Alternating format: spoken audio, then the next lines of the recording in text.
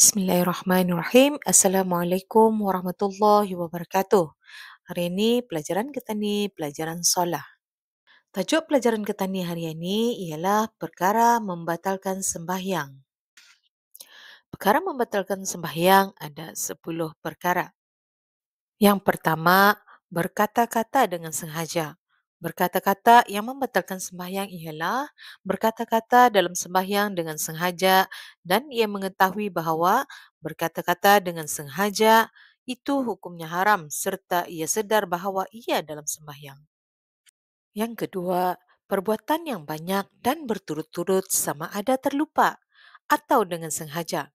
Perbuatan yang banyak ialah 3 pergerakan atau lebih seperti 3 langkah, 3 perbuatan seperti menggerakkan tangan, kaki dan kepala atau menggerakkan seluruh badan walaupun dengan tidak berpindah kakinya. Perbuatan itu membatalkan sembahyang.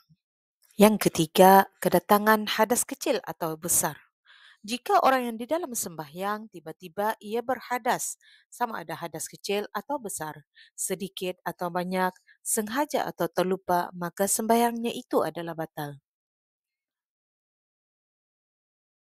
Yang keempat, terkena najis yang tidak dimaafkan pada pakaian, badan atau tempat. Jika sekiranya orang yang sedang sembahyang terkena najis yang tidak dimaafkan pada baju atau badan atau tempatnya, maka tidak sah sembahyangnya. Yang kelima, terbuka aurat dengan sengaja. Orang yang di dalam sembahyang, jika auratnya didedahkan dengan sengaja, maka sembahyangnya adalah batal. Yang keenam, berubah niat.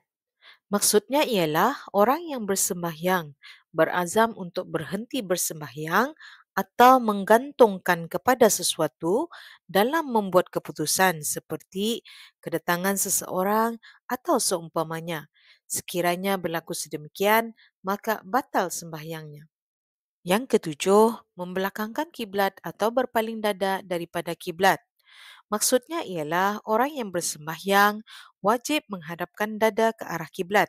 Jika ia berpaling dengan sengaja atau dipaksa, maka sembahyangnya adalah batal, kecuali orang yang jahil atau terlupa. Maka sembahyangnya adalah tidak batal jika ia kembali menghadap kiblat dengan segera. Yang kelapan, makan atau minum walaupun sedikit.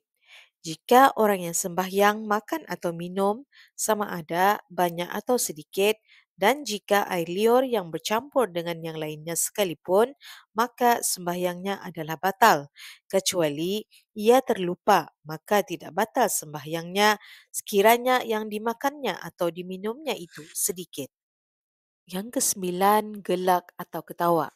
Orang yang bersembahyang jika jelas gelak atau ketawanya daripada 2 huruf atau 1 huruf yang difahami maka sembahyangnya adalah batal. Manakala senyum tidak membatalkan sembahyang. Yang ke-10, murtad. Murtad ialah keluar dari agama Islam.